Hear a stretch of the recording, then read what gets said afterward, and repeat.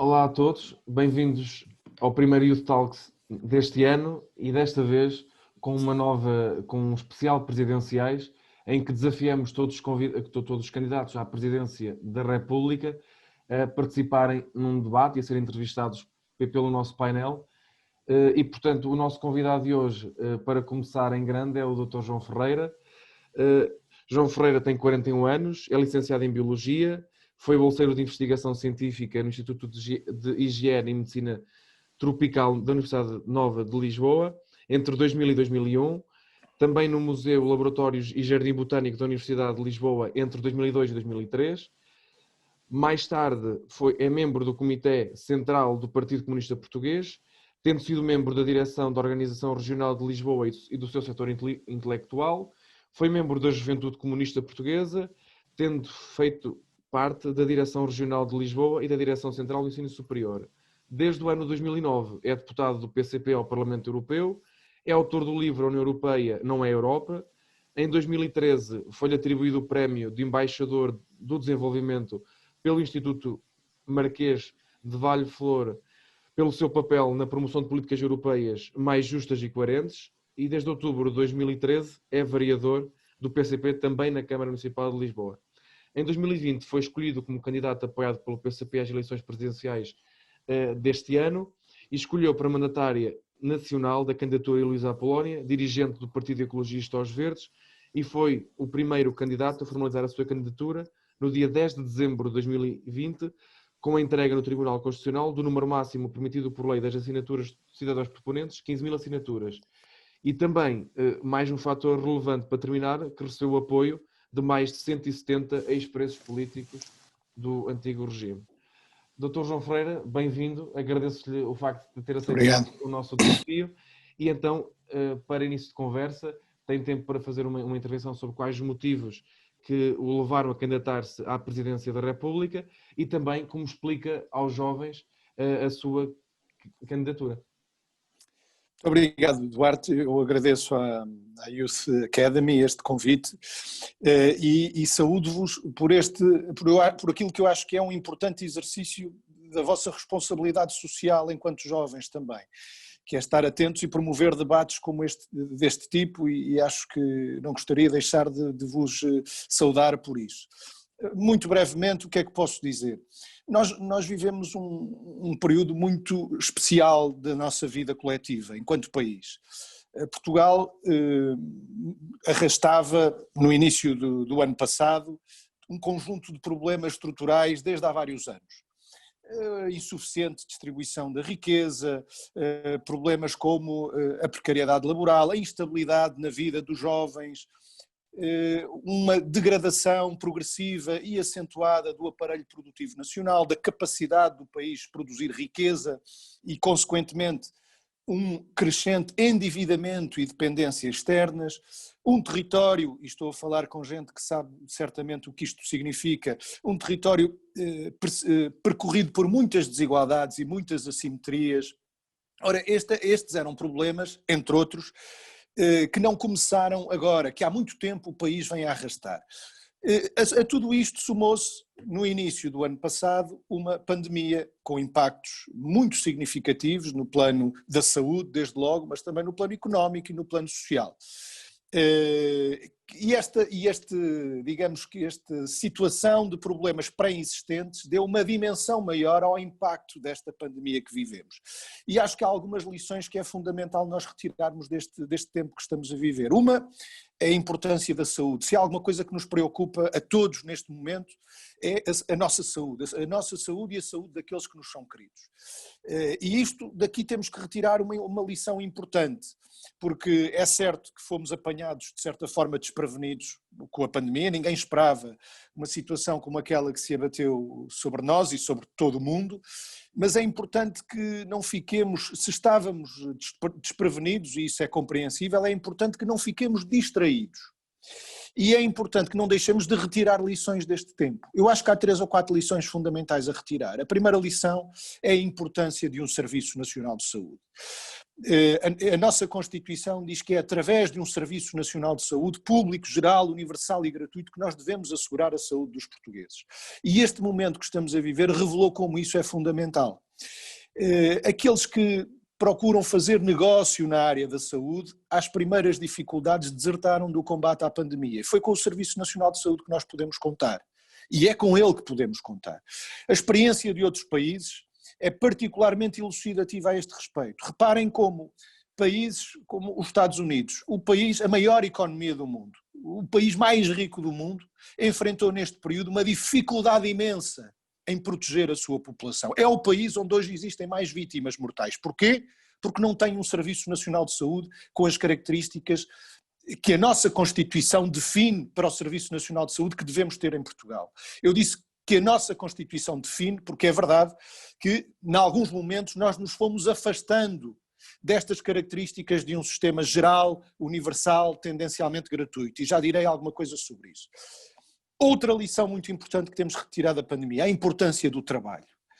Mesmo quando foi preciso, e foi em mais do que um momento, que uma grande parte da população se confinasse, houve quem nunca tivesse parado. Houve aqueles que, imprescindíveis, asseguraram o funcionamento da nossa vida coletiva, asseguraram o funcionamento do país. Isto demonstra que é o trabalho, são os trabalhadores que mantêm, mesmo nas circunstâncias mais difíceis, um país a funcionar. Ora, aquilo que é imprescindível tem que ser bem cuidado, tem que ser valorizado. E os trabalhadores não têm sido valorizados no nosso país. É olhar para a realidade dos baixos salários, que afeta sobretudo os jovens, é olhar para a realidade da precariedade, da instabilidade, do ter agora um trabalho e amanhã saltar para outro, dos contratos a prazo, dos recibos verdes, dos estágios não remunerados, novamente uma realidade que afeta sobretudo os jovens e que demonstra que o trabalho não é suficientemente valorizado em Portugal. Estas são 2 lições fundamentais. Haveria outras, a importância do mercado interno, a importância da produção nacional. Nós percebemos num momento como aquele que estamos a viver que um país dependente do exterior para satisfazer necessidades básicas está sempre muito mais vulnerável, deixa a sua população muito mais vulnerável do que se tiver um sistema produtivo capaz, que consiga assegurar um conjunto de bens e serviços essenciais. Portanto, isto são lições que nós não devemos deixar de tirar do tempo que estamos a viver. Ora, se olharmos para a situação do país, se olharmos para as dificuldades que hoje vivemos, há uma constatação que eu acho que devemos fazer. Há um conflito, aquilo que eu tenho chamado um confronto em Portugal, um conflito cada vez maior, entre, por um lado, uma lei fundamental, uma Constituição da República Portuguesa, que é a lei fundamental do país, que aponta um caminho muito claro de resposta a problemas, a dificuldades das pessoas, dos vários grupos populacionais, dos mais idosos, dos mais jovens, de toda a população, e depois o que é a prática política. Há um afastamento, nós temos uma Constituição que garante a todos o direito ao trabalho, que aponta um caminho de pleno emprego, que diz que todos devem ter direito a ter direitos no trabalho. O que é que isto quer dizer? A poder compatibilizar a sua vida profissional com a sua vida familiar, têm direito a ter salários dignos, têm direito a ver a sua saúde protegida nos locais de trabalho. Ora, isto são realidades importantíssimas, inscritas na Constituição, mas que estão ainda por cumprir na vida das pessoas. A nossa Constituição diz que todos têm direito à saúde, que ninguém pode ser excluído do direito à saúde por razões de condição económica ou de origem social.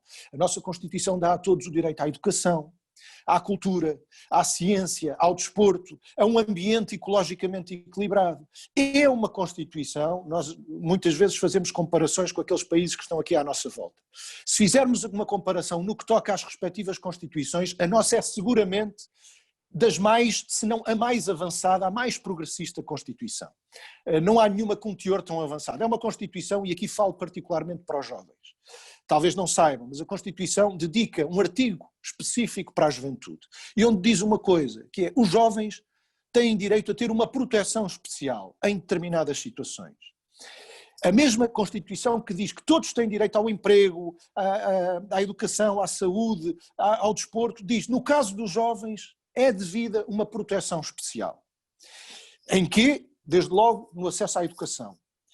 Depois, no acesso ao primeiro emprego. E nós sabemos como isto é crucial em projetos de autonomização dos jovens. Nós estamos num dos países da Europa em que mais tarde os jovens ganham condições para se autonomizar em comparação com outros. Mas a nossa Constituição diz que os jovens têm direito a essa proteção especial que lhes assegure essa autonomia. No acesso ao primeiro emprego, no acesso à habitação. E sabemos quantas dificuldades têm hoje os jovens para aceder à habitação, no acesso ao desporto e à cultura. Ora, isto está inscrito nas páginas da Constituição.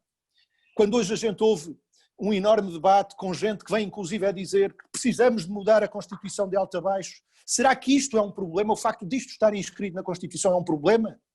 Ou o problema é isto, estando nas páginas da Constituição, não ser uma realidade na vida de todos os jovens e na vida de todos os portugueses? Eu acho que o problema não está na Constituição.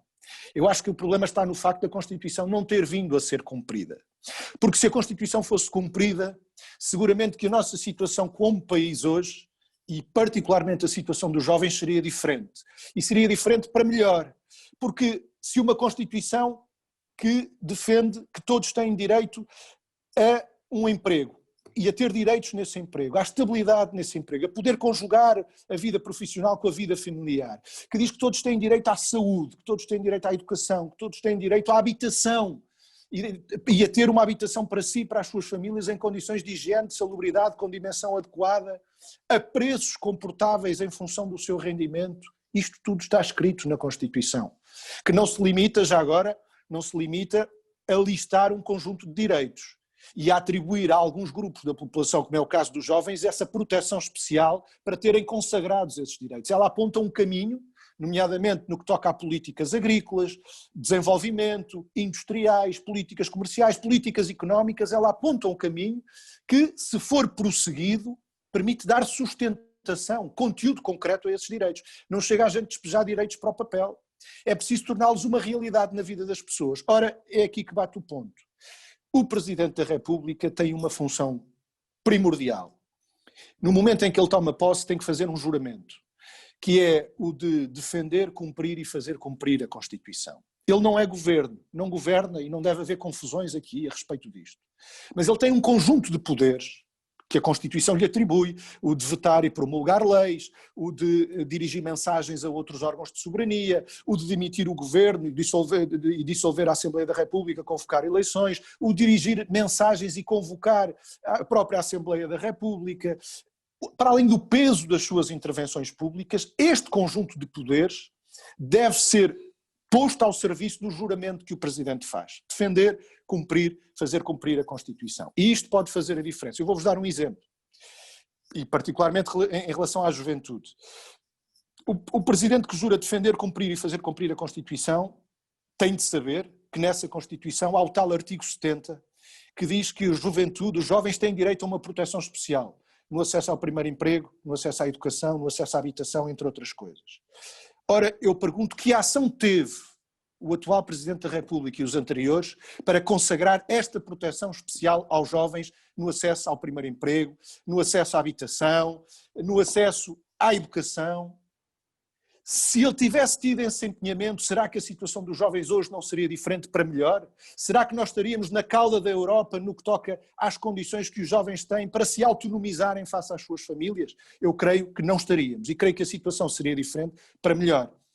E isso depende da forma como o Presidente exerce os seus poderes. Eu não me esqueço que o atual Presidente, num momento crucial em que se fizeram alterações às leis laborais, que deixaram mais vulneráveis os jovens, por exemplo, alargando o período experimental no caso do primeiro emprego, e só isso bastou para que mal viesse a pandemia, milhares de jovens se vissem numa situação de desemprego, porque estavam dentro desse período experimental, sem direito a qualquer proteção ou qualquer compensação, só isso bastou. Eu não me esqueço que o atual Presidente promulgou essa lei. E que a promulgou sem sequer pedir um pedido de fiscalização ao Tribunal Constitucional, que é um poder que ele tem, é uma possibilidade que ele tem. Tribunal Constitucional que no passado já tinha suscitado dúvidas sobre a constitucionalidade dessa lei, o que é fácil de perceber. Se eu tenho uma Constituição que diz que os jovens têm direito a uma proteção especial no acesso ao emprego, e depois tenho um artigo na lei que lhes atribui não essa proteção especial, mas uma vulnerabilidade especial, porque estão sob um período experimental mais tempo do que os outros trabalhadores, em risco de irem para a rua sem nenhuma compensação. Ora, isto não é proteção especial, isto é vulnerabilidade especial. E isto é um exemplo que demonstra como a intervenção do Presidente da República pode fazer diferença e pode fazer diferença no curso da vida dos jovens. E aqui termino com este apelo. De facto, estas eleições podem contar para aquele que seja o curso da vida dos jovens. Aqueles jovens que olham para o país hoje e que se inquietam sobre as oportunidades que vão ter de concluir os seus estudos. Sobretudo, depois disso, as oportunidades que vão ter de encontrar um trabalho e de arranjar um rendimento e uma estabilidade mínima que lhes permita uma realização não apenas no plano profissional, mas no plano pessoal, na sua vida. Que lhes permita fruir de outras dimensões da sua vida, como o lazer, a cultura e o desporto. Esse jovem sabe hoje que na lei fundamental do país, isto é uma ideia muito poderosa quanto a mim, na lei fundamental do país são as respostas para os seus anseios, para as suas inquietações, para as suas dúvidas. Qual é o problema? Faz falta que alguém pegue na lei fundamental do país e a torne realidade na vida de todos. E eu acho que aqui o Presidente da República tem um poder muito grande, para o mal ou para o bem. Ele pode ser usado para o mal ou para o bem, mas em qualquer caso é um poder significativo. Eu espero usá-lo para tornar realidade na vida de todos, e particularmente dos jovens, aquilo que são os bons princípios inscritos na Constituição da República Portuguesa. Dr. João Ferreira, muito obrigado pela sua intervenção, e agora entramos num período, se assim podemos chamar, de debate com todos os membros deste painel. E então, a primeira pergunta é de João Matos Bessa. Força, João. Ok. Força. Antes de mais, quero agradecer o facto de estar aqui, ao candidato presidencial, saudar de forma breve meus companheiros de painel e aí toda a gente que nos ouve lá em casa. A minha pergunta, iria tentá-la dividir de forma muito breve em 3 pontos essenciais. Primeiro, se hipoteticamente fosse hoje Presidente da República, de que forma reagiria à questão do CEF? Qual seria a sua posição quanto à morte do cidadão ucraniano? Qual seria a sua atuação quanto à questão do CEF e de que forma exigiria responsabilidades? Segunda questão, estado de emergência. Pelo que vi, o Partido Comunista, o partido pelo qual é apoiado, tem votado contra a promulgação do estado de emergência. Se hipoteticamente for eleito e tiver, devido à situação pandémica em Portugal, de instaurar um estado de emergência, qual será a sua posição? Ok? Última questão, uma questão mais local, visto que Vila Real e Bragança, que é a zona de influência da Academia essencialmente, são terrenos que não têm, que não são muito férteis aos candidatos apoiados pelo Partido Comunista, né? Isto não é uma crítica, é uma constatação, visto que o último candidato, o Edgar Silva, teve pouco mais de 1%, qual vai ser a sua estratégia para conseguir reverter estes dados negativos e conseguir uma votação mais positiva? Muito obrigado, mais uma vez. Obrigado, João. Agradeço as 3 perguntas e vou tentar responder-lhes de forma direta e concisa, para podermos ter outras. Quanto à questão do CEF, eu devo dizer que, em primeiro lugar, se fosse Presidente da República, tudo teria feito para evitar uma situação destas. E podes perguntar, bom, mas como é que fazias alguma ideia de que uma coisa daquelas pudesse acontecer? Há uma coisa que o Presidente da República devia saber, até porque eu sei, como candidato, das várias iniciativas que tomei, das várias reuniões que tive, uma delas foi com a Provedoria de Justiça, com a Provedora de Justiça. E já há 2, 3 meses que a Provedora de Justiça me disse, como certamente terá dito ao Presidente da República, que uma grande parte das queixas que chegam à Provedoria de Justiça têm que ver com aquele centro no aeroporto, o centro equiparado a centro temporário, onde os requerentes de asilo e os cidadãos migrantes, por onde passam muitos requerentes de asilo e muitos cidadãos migrantes. Ora, isto indicia que alguma coisa não está bem e, portanto, que alguma coisa é necessário fazer-se. Eu volto a sublinhar, o Presidente da República não é governo. E, portanto, aqui cabia-lhe, sobretudo, transmitir ao governo preocupações e a necessidade de tomar medidas que garantam que no funcionamento do CEF são implementadas as formas de funcionamento no plano interno, mas também os mecanismos externos de fiscalização, porque tem de haver uma fiscalização por entidades externas. Estou a pensar em entidades como uma Ordem dos Advogados, para garantir que todas as pessoas que precisem de apoio judiciário têm efetivamente esse apoio, entidades como a Inspeção-Geral da Administração Interna, como a própria Provedoria de Justiça, como o Conselho Português para os Refugiados. São 4 entidades que deviam fazer parte de um mecanismo de fiscalização externa da intervenção do CEF, que assegure que o respeito pelos direitos dos imigrantes e dos requerentes de asilo, que por ali passam, é escrupulosamente cumprido. Era isso que eu faria antes do conhecimento público desta situação, depois, para garantir que situações como aquela, ou como aquelas, porque entretanto outras situações vieram a público, não com esta gravidade, mas igualmente preocupantes, não voltam a acontecer. Quanto à questão do estado de emergência, eu acho que é importante nós termos claros que estamos perante uma situação de saúde que é grave e que exige medidas sérias de proteção da saúde das pessoas. Nós estamos perante uma pandemia causada por um vírus que é letal, que tem provocado um número assinalável de mortes. Ele é particularmente agressivo para determinados setores da população que sabemos hoje que têm que ser especialmente protegidos, e isto exige medidas de saúde extraordinárias, eu posso até dizer de emergência. Ou seja, o país precisa de medidas de emergência, que não haja nenhuma dúvida a respeito disto. Medidas de emergência, desde logo, no reforço dos cuidados de saúde. Temos que apetrechar melhor os cuidados de saúde, sobretudo os cuidados hospitalares, ao nível, por exemplo, das camas de cuidados intensivos. Temos de reforçar as linhas de saúde pública que permitem o rastreamento dos contactos e a progressão o mapeamento da progressão das infecções, das cadeias de transmissão. Temos de reforçar o pessoal, médicos, enfermeiros, assistentes, técnicos de diagnóstico. Estas medidas têm de assumir um caráter de emergência no contexto que estamos a viver. Até porque nós percebemos muito cedo, quando rebentou a pandemia, que é com o Serviço Nacional de Saúde e só com ele que podemos contar, porque outros desertaram deste combate. E, portanto, temos que mobilizar os recursos públicos para reforçar a resposta do Serviço Nacional de Saúde.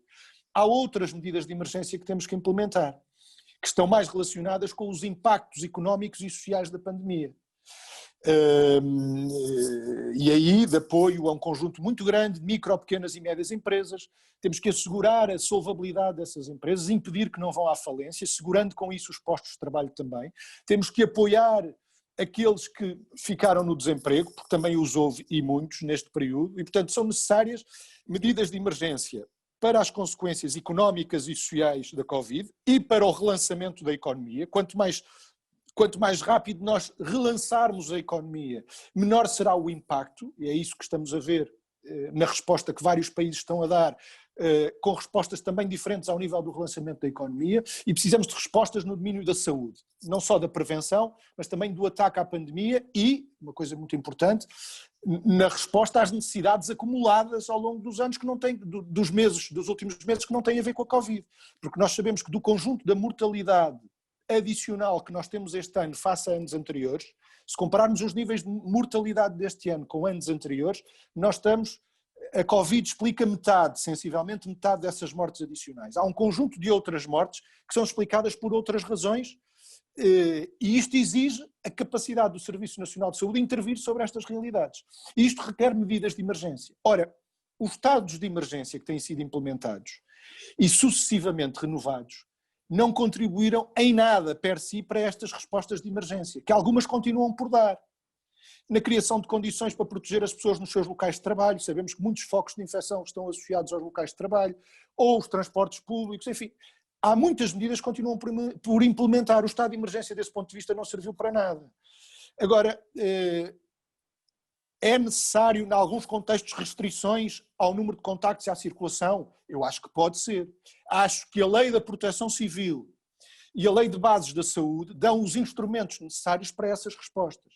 Também para isso não é necessário um estado de emergência que vai até num certo sentido, contra o espírito da própria Constituição, porque a Constituição não prevê um estado de emergência desta índole, que não apenas não ajuda a responder a medidas que são necessárias e que não têm sido implementadas, como dá cobertura a medidas de eficácia questionável.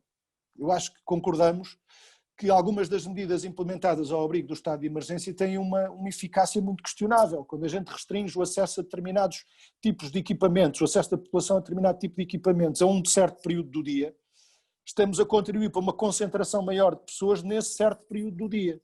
E a contribuir não para o desejado distanciamento físico, mas pelo contrário, para um maior número de aglomerações.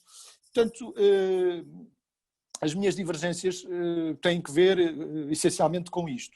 Quanto à questão de Vila Real, no qual já estive por diversas vezes, mesmo durante esta campanha, e onde certamente irei voltar a estar. Naquela apresentação inicial que fiz, deves ter reparado, referi como um dos problemas estruturais que o nosso país enfrenta as desigualdades e assimetrias que percorrem o território. Não me esqueço que a Constituição da República, a lei fundamental do país, atribui ao Estado como incumbência prioritária, é assim que ela designa, incumbência prioritária do Estado, contribuir para a coesão nacional e promover a progressiva eliminação das desigualdades entre a cidade e o campo, entre o interior e o litoral. Ora, aqui está mais um ponto fundamental da Constituição que foi esquecido ao longo dos anos. Ora, aqui está mais um ponto que, se tivesse sido cumprido, seguramente que a situação de Portugal hoje seria diferente no que toca às imensas desigualdades territoriais que percorrem o nosso território. As imensas assimetrias. Eu acho que é necessário contrapor ao exercício dos poderes do Presidente da República que nos trouxeram à situação atual, um exercício alternativo desses poderes, que contribua também aqui para, aproveitando o enorme potencial, eu conheço bem essa região, quer da terra fria, quer da terra quente, conheço bem essa região transmontana, conheço bem as enormes potencialidades, os enormes recursos que ela encerra. E como em grande medida eles estão ainda por aproveitar, não apenas no plano dos recursos naturais, seguramente, na agricultura, mas também na indústria, a todo um conjunto de áreas, desde logo no que eles têm, naquilo que há de mais importante, que são as pessoas, e aqui há dois polos importantes de criação de conhecimento, a UTAD, a Universidade de Trás-os-Montes de Alto Douro, e o Instituto Politécnico de Bragança, que podem ser muito melhor aproveitados do que têm sido. E postos ao serviço do cumprimento deste preceito constitucional de eliminar progressivamente as desigualdades que percorrem o território nacional. Eu acho que ter um presidente mais vocal, mais visível nesta intervenção em prol do interior é algo que seguramente diz muito às populações do interior. Não basta que o presidente aconteça depois das catástrofes. É importante que com a sua intervenção contribua para evitar as catástrofes. É esta mensagem que eu me tenho esforçado por transmitir, todas as vezes que me desloquei ao distrito, e eu espero que seja esta mensagem que tenha reconhecimento por parte da população e que leve àquilo que eu espero que seja um bom resultado também no distrito de Vila Real. As coisas são o que são, e aquilo que tu disseste é verdade, nem sempre a força que apoia esta candidatura teve bons resultados, agora também sabemos que as coisas não são imutáveis e, como dizia o outro, todo mundo é composto de mudança, e eu acho que aqui concordarão comigo, há muita coisa em que nós precisamos de mudança na vida deste país e que passe por aqui, que possa passar também por um bom resultado nesta candidatura, a abertura de boas perspectivas de mudança, a abertura de um horizonte de esperança na vida deste país, que em última instância é por isso que eu me bato, por esse horizonte de esperança na vida de todos, independentemente do sítio do país onde vivam. Muito obrigado, Dr. João Ferreira. E passava agora a palavra ao André Brão. Muito obrigado. Antes de mais, gostaria de cumprimentar os meus colegas de painel, também todos aqueles que nos ouvem, quer pelo digital, quer pela Rádio Universidade FM, e agradecer ao Sr. Eurodeputado e candidato a Presidente da República, João Ferreira, por ter assistido ao nosso convite e estar hoje perante um auditório jovem, de jovens do interior, a discutir aquilo que é a sua candidatura e a sua visão para o país. Eu tenho que dizer desde logo que, apesar de não perfilhar a sua ideologia política, tenho que dizer que a sua candidatura é uma candidatura extremamente positiva, a meu ver, porque, em primeiro lugar, mostra um profundo conhecimento da Constituição da República Portuguesa e daquelas que são as principais missões e competências do Presidente da República. E enquanto jurista é algo que me agrada especialmente ver esta defesa intransigente da Constituição e este juramento que várias vezes referiu em entrevistas de proteção da Constituição. E em segundo lugar também pelo papel que tem na valorização do trabalho dos trabalhadores e que assume como uma das suas bandeiras. Porque em tempos em que existe uma atomização das relações de trabalho, uma certa individualização, mas também num tempo em que tudo e todos colaboram e quase que já não há trabalhadores. E, portanto, acho que a sua candidatura é extremamente positiva nestes dois aspectos, principalmente. Passando rapidamente para as perguntas. Seriam três as que gostaria de colocar. Em primeiro lugar, relativamente ao posicionamento face à ONU. O PCP e o próprio senhor deputado mostraram-se, de certa forma, desfavoráveis à pertença de Portugal à ONU. Não, a ONU não. Nunca. A ONU não, à NATO, peço desculpa, Ah. estava aqui a confundir.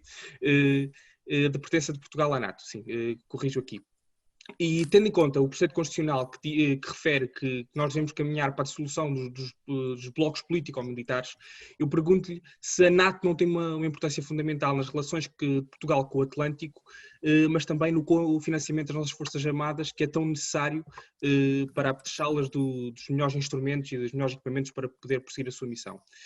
Em segundo lugar, perguntar-lhe, tendo em face a sua ideologia, perguntar-lhe se realmente a sua ação política enquanto Presidente da República vai se pautar pela sua ideologia marxista-leninista ou então comunista, e se pretende que Portugal caminhe para um regime comunista, ou se será uma das missões enquanto Presidente da República. E, em último lugar, perguntar-lhe relativamente à descentralização e à regionalização. Qual é a sua visão? Se o modelo previsto na Constituição é suficiente com as cinco regiões que estão previstas, ou se defende um modelo alternativo para que se possa pugnar pela coesão territorial. Muito obrigado. Muito obrigado, André. Agradeço antes de mais o reconhecimento que fizeste relativamente ao meu compromisso com a Constituição, porque de facto se há coisa que define esta candidatura é esse compromisso. E define mais do que a candidatura, eu acho que posso dizer que define alguma coisa do candidato também, e passo já para aqui. Ou seja, aquilo que eu defendo para Portugal, e que seguramente eu poria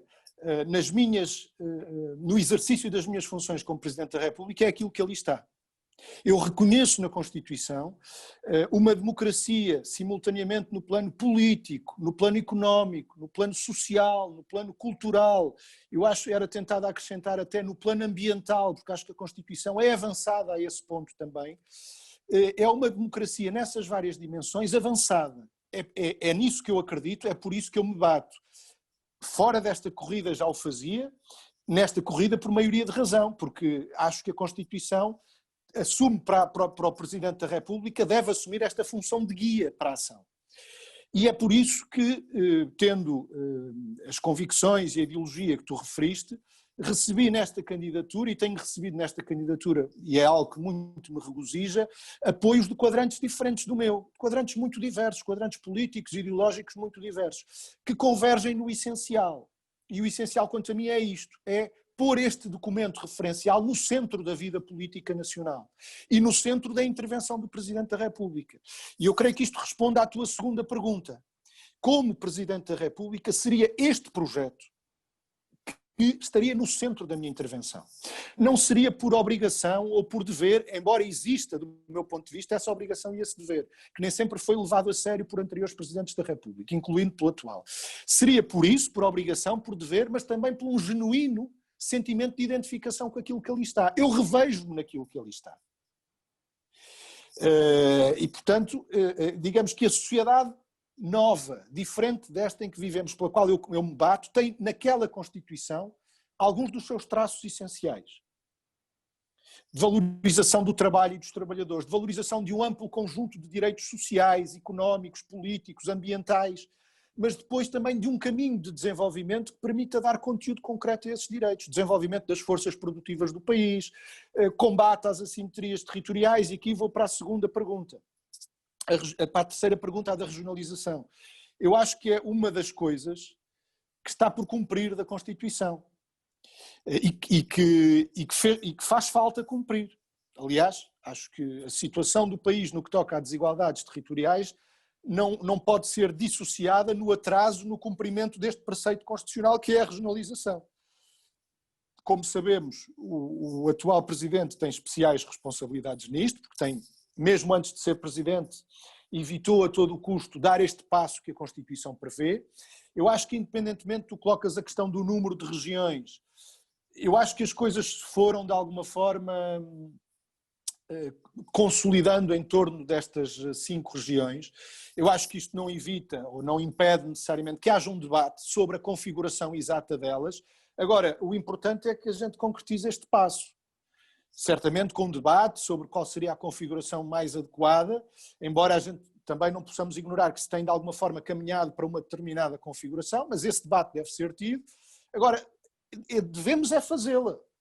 Devemos encarar a regionalização não tanto como um fim em si, mas como um meio para promover políticas de desenvolvimento regional que nos possam retirar o melhor das nossas várias regiões, abrir caminhos de desenvolvimento a essas regiões. E eu acho que o facto de não termos dado esse passo compromete isso. Esta tentativa de não fazer a regionalização, mas fazer uma chamada descentralização, não serve. Quer dizer, e acho que as limitações deste modelo estão à vista. Ele serviu para reconhecer que as coisas como está não estão bem, mas infelizmente a resposta não é adequada. E a resposta adequada, mais uma vez, aqui está na Constituição, é fazer a regionalização. E, portanto, eu aí, sem qualquer ambiguidade, assumo a necessidade de darmos esse passo e também concretizarmos a regionalização. Quanto às questões que colocas do relacionamento internacional, a nossa Constituição aqui é clara também. E eu revejo, lá está mais uma coisa na qual eu me revejo por inteiro na Constituição. Diz que Portugal deve, para além de preconizar a abolição de relações, de formas de agressão, domínio e exploração nas relações entre os povos, Portugal deve preconizar o desarmamento geral, simultâneo e controlado e a dissolução dos blocos político-militares e o estabelecimento de um sistema de segurança coletiva com vista à criação de uma ordem internacional capaz de assegurar a paz e a justiça na relação entre os povos. Eu olho para isto tudo e não separo nada disto. Agora, ela fala na dissolução dos blocos político-militares, no quadro de um sistema de segurança internacional capaz de assegurar a paz e a justiça na relação entre os povos. A NATO é um bloco político-militar. É o único neste momento constituído. Quando foi criada, tinha uma justificação, a ameaça da Guerra Fria, um confronto entre blocos. Hoje é o único bloco. E que já demonstrou que mais que uma natureza defensiva, tem e teve em vários momentos uma natureza ofensiva, que nas intervenções que levou a cabo não contribuiu propriamente para esta ordem internacional pacífica. Pelo contrário, constituiu focos de desestabilização regional. Estou a pensar no Médio Oriente, estou a pensar na Europa, na zona dos Balcãs, focos de desestabilização regional que nos trouxeram mais perigos, mais ameaças do que propriamente a tranquilidade e segurança que desejamos. E, portanto, eu acho que devemos trabalhar para esta progressiva dissolução dos blocos político-militares, particularmente do único que neste momento existe e do qual nós fazemos parte, no quadro simultâneo da constituição deste sistema coletivo de segurança. Há uma coisa importante que tu referiste, que para mim, pelo menos é muito importante, até porque tenho presente que o Presidente da República, para além de todas as outras funções que exerce, é o Comandante Supremo das Forças Armadas, que são as condições que as nossas Forças Armadas têm para desempenhar a sua função. Mas aí, novamente, eu chamo a tua atenção para uma coisa. As funções, as missões das Forças Armadas, para mim, são aquelas que a Constituição lhes atribui. A participação em missões da NATO desviou as Forças Armadas da sua missão constitucional. E pior do que isso, redirecionou meios que eram necessários para as funções constitucionalmente atribuídas às Forças Armadas para a participação em missões e operações no plano externo, que acabam por desviar os recursos, por absorver recursos e desviá-los de onde eles faziam falta. Olha, aquilo de que tanto se falou durante tantos meses neste país, a cena de Tancos, e aquilo que o caso de Tancos evidenciou de uma situação de desinvestimento que pode ir a níveis grotescos nas infraestruturas, no plano nacional, não deixa de estar desligado desse caminho de progressivamente ir desviando recursos que fazem falta às atribuições das Forças Armadas no plano nacional para essas missões externas que eu creio que não estão alinhadas, muitas delas, com o que é o interesse nacional, pelo contrário, algumas delas, ao contribuírem para esses focos de instabilização regional, depois com potencial de propagação, acho que acabam por desajudar mais do que ajudam a esse sistema de segurança e de justiça coletivas. Muito obrigado, Dr. João Ferreira. Estamos sensivelmente com mais 11, 12 minutos de programa e a minha pergunta, enfim, a primeira parte já foi respondida aqui, que era sobre se era favorável à regionalização e disse-nos agora que sim. A minha pergunta era mais voltada para o interior e que seria qual, se for eleito Presidente da República, qual vai ser o seu papel enquanto presidente e também enquanto órgão mais influente junto do governo para promover o interior e a sucessiva descentralização? Eu acho que de alguma forma já respondi a isso, não é? Eu acho que há uma primeira e fundamental questão que tem a ver com a presença, com o trazer o interior para a agenda cotidiana do Presidente da República. Não pode ser só a seguir à catástrofe. Nós temos que contribuir para prevenir a catástrofe. Não pode ser só enquanto os holofotes das câmaras de televisão se abrem sobre o interior. E eu que tenho andado pelo interior ao longo desta campanha, reconheço por um lado o potencial e os recursos em larga medida desaproveitados, mas também a falta de atenção que há sobre essa realidade por parte desses holofotes mediáticos nacionais. E o Presidente da República pode, através da sua presença, contribuir para isso.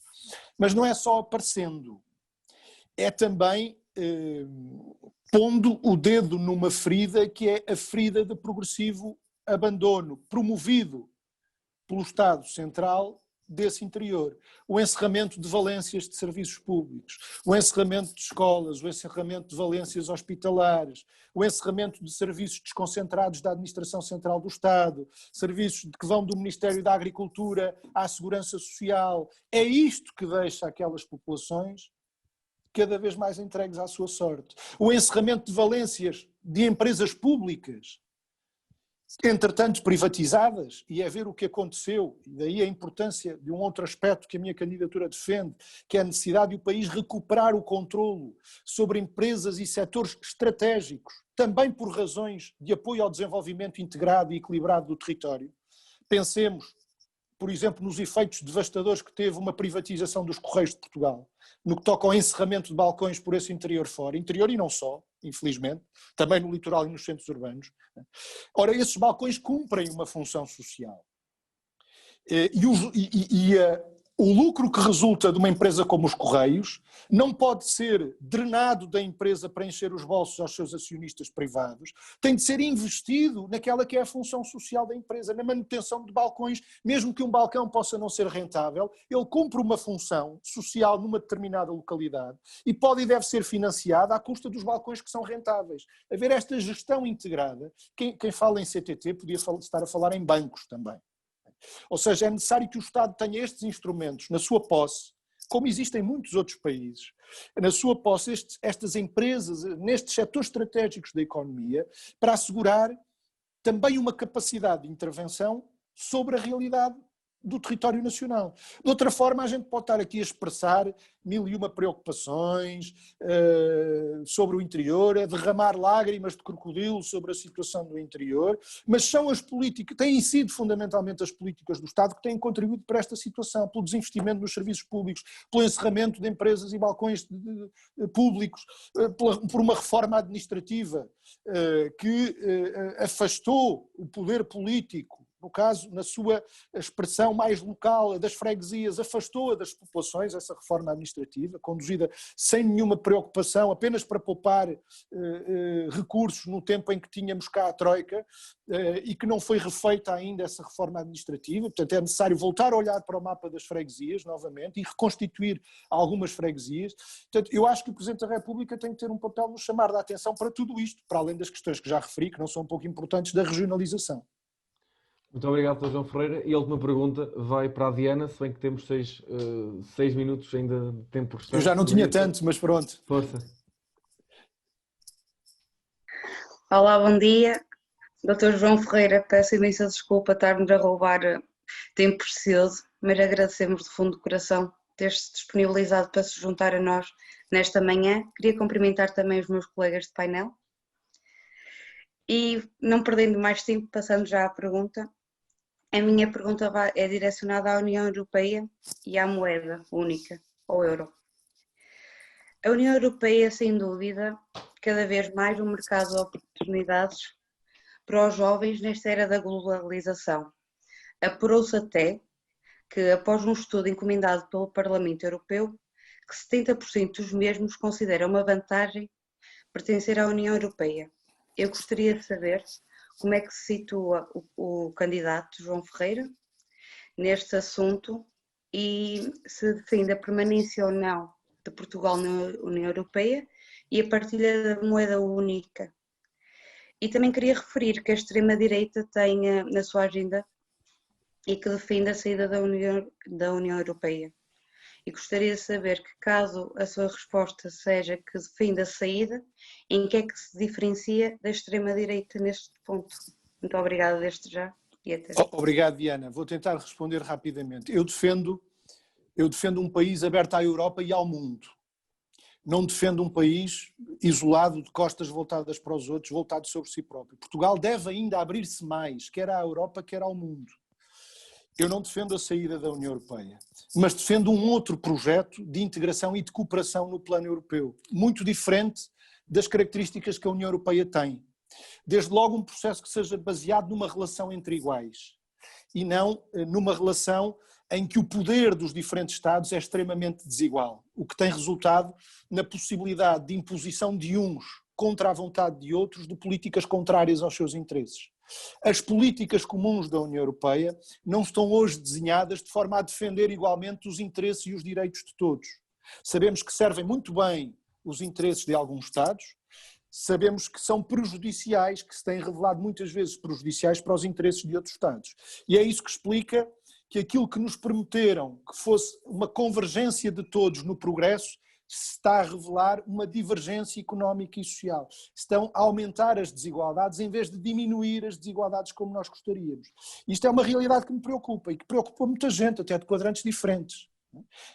Olha, por exemplo, na última encíclica, que eu acho que tem muito interesse do Papa Francisco, sobre a fraternidade e a amizade social, é abordada esta questão da imposição de identidades dos mais fortes, dos interesses dos mais fortes, no plano do relacionamento entre países, as consequências que resultam da imposição dos interesses dos mais fortes aos mais fracos, da prevalência da identidade dos mais fortes e da dissolução da identidade dos mais fracos. Eu acredito numa Europa de iguais. E acho que tem de partir de Portugal e dos nossos órgãos de soberania lutar por essa Europa de iguais. O euro, a moeda única, é um exemplo de um instrumento da União Europeia que está desenhado para servir os interesses de alguns países, mas que se tem revelado muito prejudicial a outros países. E um deles é Portugal. Portugal, desde a entrada no euro, é dos países que menos crescem no mundo. Se olharmos para os valores de crescimento económico nas últimas 2 décadas, nós encontramos países, para os países que menos cresceram, dos 200 e tal países das Nações Unidas, há uma lista de uma dúzia de países que foram os que menos cresceram no mundo.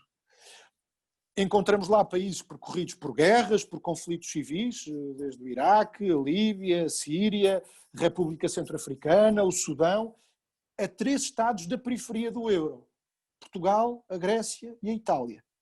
Ora, isto não pode querer dizer senão, podia desfilar aqui um conjunto de outros indicadores económicos dos últimos 20 anos que são preocupantes para Portugal. A degradação dos níveis de investimento, a quase estagnação da evolução dos salários em termos de poder de compra real, os níveis de desemprego mantidos estruturalmente elevados, a quebra na nossa produção agrícola e na nossa produção industrial.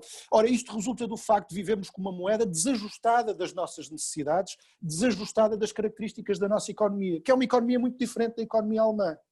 Portanto, eu não defendo, já o disse, digo outra vez, eu que não defendo a saída da União Europeia, mas que defendo um outro projeto de cooperação com outras bases de entendimento entre os Estados, também não posso deixar de assinalar que é normal até hoje na União Europeia, isso é a realidade da União Europeia, existir países que estão no euro e países que não estão no euro. E constatar que os países que não estão no euro não se têm dado pior do que alguns daqueles que estão. Porque dentre aqueles que estão, há uns que se dão muito bem. A Alemanha aumentou brutalmente as suas exportações, melhorou a sua balança comercial, nós degradámos a nossa balança comercial, nós substituímos produção nacional por importações, nós diminuímos o nosso investimento, nós diminuímos a nossa produção agrícola e industrial, nós aumentámos exponencialmente a nossa dívida. E eu acho que temos que olhar para ignorar isto. É comprometer o nosso futuro. E, portanto, sim, eu não defendo uma saída da União Europeia, mas eu defendo a necessidade de nós recuperarmos instrumentos de soberania, mesmo estando na União Europeia. E entre esses instrumentos de soberania está também o plano monetário e o plano económico, como outros países dentro da União Europeia têm. Não é nada de extraordinário. Acho que não podemos ignorar este problema e esta dificuldade. Alguns fazem por ignorar. Ou não ignorando, fazem aquilo que o Einstein uma vez definiu como a loucura, que é mantendo todas as coisas como estão, esperar que os resultados algum dia possam ser diferentes. Eu mantenho tudo como está. Olho para os resultados dos últimos 20 anos, mas vou esperando que isto possa resultar de uma maneira diferente em algum momento. Não vai resultar. Foi a definição que Einstein atribuiu à loucura. Né? É manter tudo igual e esperar que o resultado seja diferente. E eu não defendo isso para o meu país e, portanto, acho que devemos, neste quadro, de abertura à Europa e ao mundo, lutar para defender de uma outra forma os nossos interesses. Doutor João Ferreira, muito Agora é que estou obrigado. mesmo no limite. Sim, Muito eu obrigado agradeço ficares por aqui e muito obrigado por ter aceito o nosso convite e até uma próxima e que a próxima seja em Vila Real. E Exatamente. E boa campanha. Boa Obrigado, campanha. obrigado, Obrigado, Duarte. muito Um abraço. Muito Um obrigado. abraço. Muito obrigado a todos aqueles que nos ouviram e voltamos em breve com outro candidato à presidência da República. Boa noite a todos.